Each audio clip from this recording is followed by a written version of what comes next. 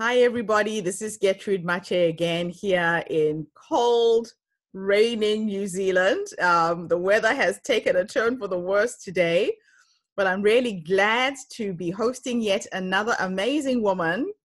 Cassie, thank you so much for coming on board and doing this interview. I'm happy to be here. And as you all know, this is the Her Story podcast, where I'm interviewing women from all over the world, sharing their stories. Please tell everybody who you are, where you're based, and I'll just love to hear more about your story. Sure. I'm Cassie Primo Steele. I was born in Detroit in 1967, which was a time of much turbulence in the United States and in the city. So I'm 51 years old, and I live in South Carolina, which is deep in the American South. I am a writer, and I've published 16 books. My most recent one is called The Resisters, which takes themes from the Resist and Me Too movements and blends them with intersectional feminism. And my story, I think, began as a child. I was born of a marriage that had a lot of turbulence in it, just like Detroit did at the time. And so from the age of 8 on, my sister and I were raised by a single mom who was very smart. She was a philosopher. She was the first in her family to go to college, went on to get a PhD. My sister and I also went on to get our PhDs. And what was always important to me was love. And I defined love through writing and teaching, but most of all through mothering. I became a stepmother fairly young when I married, and then had my own daughter. And mothering them was a priority for me over my career. And I say that ironically because I also continued writing and teaching a lot and opening my own business and doing writing coaching. But deep in my heart, loving these girls was my most important thing. And then at the age of 45, I found myself in the middle of marriage and mothering, in love with a woman. Ooh. And I didn't expect it. It wasn't the sort of thing where I had always felt deep down that I was gay and in the closet or anything like that. It was that I had changed, and that my changing brought me to a place where I was a different person than I had been when I was younger, when I first started writing, when I first started mothering. And so it was very difficult. But as soon as I knew what was happening, I talked to my husband about it. I was honest with him.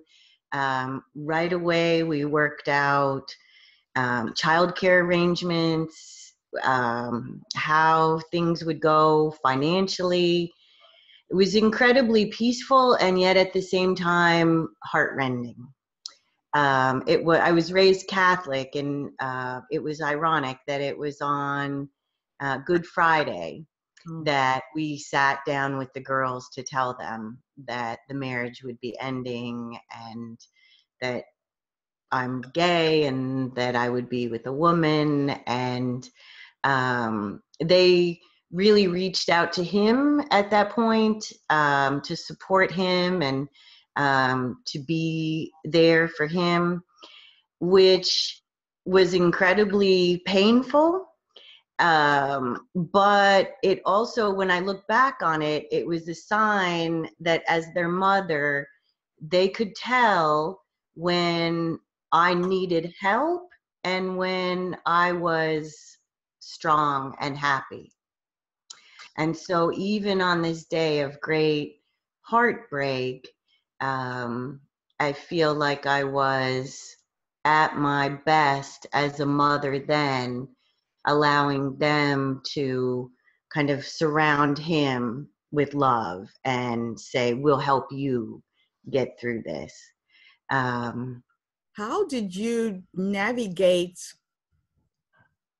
admitting or coming to terms with your sexuality? Because that's a very, very difficult place to be. Yes, yes. I guess one thing that helped a lot was that when my mother came, it was near my birthday and also near Easter. And I sat her down, and she had brought me a ring for my birthday that looked like a wedding ring. And it was engraved on the inside with my name and my birth date. And I said to her, I can't believe you've brought me this today. And then I showed her my hand, and the wedding ring wasn't on it anymore. Oh, wow. And I told her what had happened. And she was just so unconditionally loving and supportive, and said, this is going to be hard. Divorces are hard. She had divorced our dad. She shared stories with me about what she went through in that. At the time, because she's very devout Catholic, she thought of the woman that would become my wife as my friend. And, didn't really want details beyond that. It was nice to have a friend. Okay. That was a blessing. It helped me a lot to have her love and support. The ring is very symbolic in that it kind of represented your self-love. You almost being married to yourself. Exactly. Enough to be honest. Yes. Those around you and those that you cared for, and not live a life in denial. Yes. And, I've had women reach out to me since I've written about this, and obviously in the community, people know who I am now. Mm-hmm. And what I always say to them is, when you're honest with yourself and you come from that place of self-love, it's much easier than you fear. Yeah. So much easier. You're just surrounded by kind of a light, a presence when you trust yourself like that. When a lot of to not be honest. It takes a lot of energy. Yes. Yeah, because lying is, you're constantly leaking stories all over the place, and at the end of the day you're exhausted. Yeah. So not every woman has a story as dramatic as that, but I do think many women lie to themselves in little tiny ways and don't speak up, and maybe come from a place of fear because they fear losing love, losing the home, losing the marriage, losing the children and the mothering, even in small ways, in a daily basis. If you're hungry, feed yourself. That's a lot of times we don't do that. And have you managed to stay in touch with your stepdaughters? Yeah, my stepdaughter, yes, is 30 now. In fact, she's married to a wonderful woman, and they call Suzanne and me their mother outlaws, because we're not in-laws. We have no legal connection, but we're very close to them. And my daughter is now 18. She's away at school in her first year of college. And yes, in fact, we get group texts regularly back and forth with each other. And because my daughter was 13 when it happened, there were a couple years, right, transitioning into the teenage years, plus all of this to deal with, that was really hard. But she had this older sister who also kind of modeled for her what it was like to be a gay woman in the world, what it was like to grow up with divorced parents, because her parents had been divorced before I married her dad. And I think that helped my daughter a lot. to see that these things could be mediated and you can communicate with love and with honesty. Oh, wow. Yeah. Incredible story.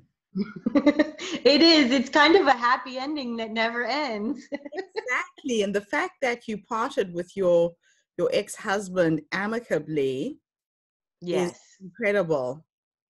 Yes. Yes. And he lives a mile away. And yeah, I think growing, I always said that my stepdaughter taught me how to be a mother, because when we move into a relationship where the partner already has a child, there are all kinds of stories about step monsters and fighting back and forth. But what I found was that boundary, I knew she wasn't my blood. So I knew I couldn't pass on whatever ghosts and demons were in my blood history. I couldn't pass on to her because I hadn't made the decision to bring her into this world. So she taught me to be patient. She taught me to put the work away when I picked her up from school. She was very encouraging early on in my writing career. When I would get rejected, she would say, Abraham Lincoln lost so many elections before he ever won one. So yeah. Delightful. So Yes. one of the things I've been trying to do with this podcast series is to tap into the wisdom and the knowledge of all the women that I'm interviewing. If there is someone out there right now who's trying to make such a big decision like you did, what 3 nuggets of advice or wisdom would you impart to them this morning? They all have to do with clear communication. So first, I would say find a way to be alone and spend time in prayer or meditation or walking outdoors or journaling in your journal. Communicate with yourself clearly first about what's happening. Tell the story and also feel the feelings. Because if you are not clear, if you're looking outside yourself, then the answer will never really come. It has to be to come from inside. Yes, it really does. And if you have a belief in God or Buddha or a higher power who cares for you, then that inner communication can be spiritual as well.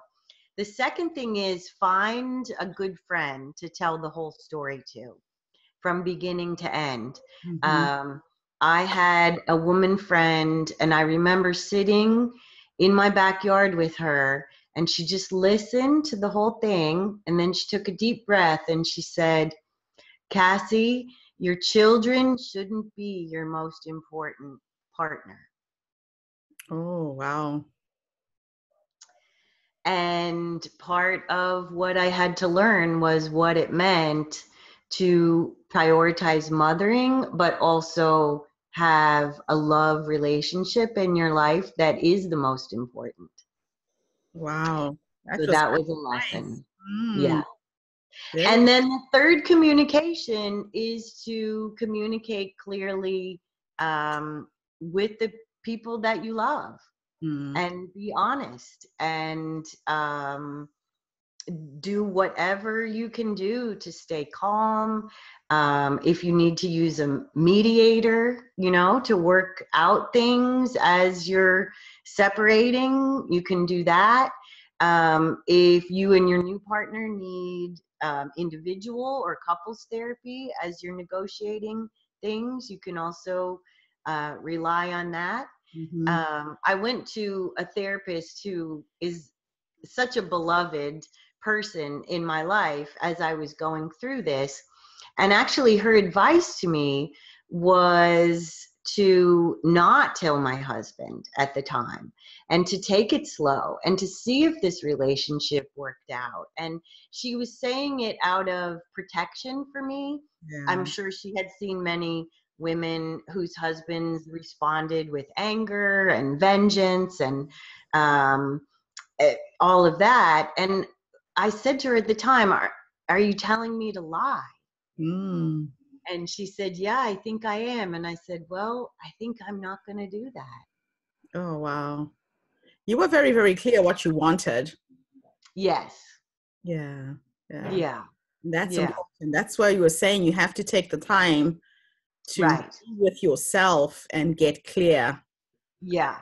For What? me, that comes from writing, but I think every woman has a practice that does that. It could be yoga, it could be painting, it could be music, something that connects you to your creative spirit. Mm.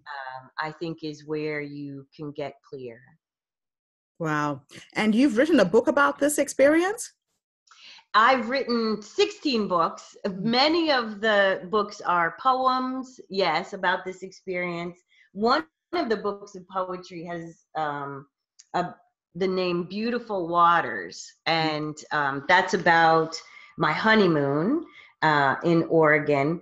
The most recent novel is fiction, and that's The Resistors. And the main character is a 15-year-old girl who has two moms. So her biological mom and then the other mom. And of course, I was writing it while my own daughter was a teenager and pulling from many of the experiences that we've gone through as a family. But it's a novel because, of course, it has drama and excitement in it that aren't really in everyday life. Oh, how fascinating. And did you paint the picture on the cover? Because I can see it behind you there. Yes, my friend Amy Alley did that. She Okay. is a native artist who also lives in South Carolina, and the main character is a Native American girl. And actually, what starts the story rolling is that her mother has been taken to a detention center because, as part of a new policy, fictional policy, um, she's not considered a pure citizen because she's a member of the Cherokee Nation.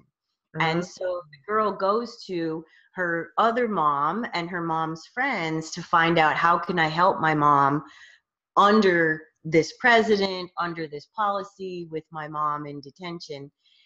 She ends up deciding to make a plan to kill the president. So we're again, living in interesting times. Any writer yes. in America right now? Yes, exactly. But there's also, I'll show you, there's also art in the Okay. novel that my friend Amy Alley did as well. She's a fabulous artist. And so we co-created this book together. From the very beginning, I said, I am not Native. And so, I don't want, as a white woman, for this to be just my voice. I want to know, for example, she told me that Spearfinger is one of her favorite Cherokee stories. And so I did a lot of research into that. We talked about it, and that's woven all throughout. And the art also has the influences of Spearfinger. And so that's been really wonderful to be able to we've co-created on other things before, but this is kind of our first book together. Fantastic. Well, good luck with the book, and thank you Thank you for this morning to do the interview. I'd love to stay in touch with you and hear how things are going. Yes, wonderful. Thank you for this opportunity. Thanks so much, Cassie. Okay.